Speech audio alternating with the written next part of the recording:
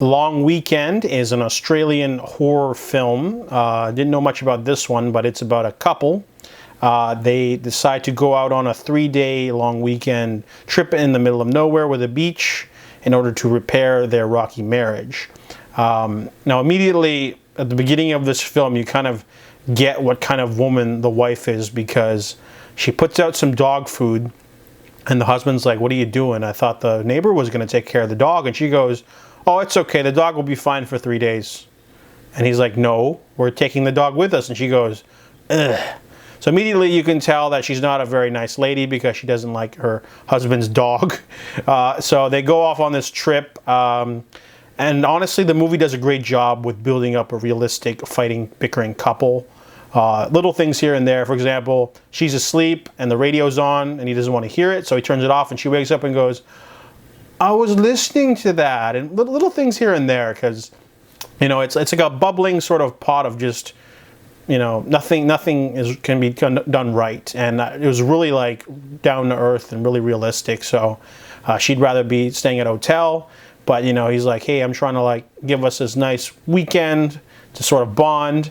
And throughout the day and night of the first night where they get lost, we can already tell that there's something going on wrong, because they definitely are being attacked by Mother Nature. That is the concept of the movie, is basically the animals, the bush, the wildlife start taking little attempts on their lives and sort of just acting weird, things like that. The first thing being that he accidentally runs over a kangaroo, and later she destroys something, and Mother Nature starts retaliating slowly. But overall, the movie it takes too long to get started. We don't really get that stuff till the last third of the movie. The fighting couple sort of ends up getting them separated, and then they sort of get picked off by the elements.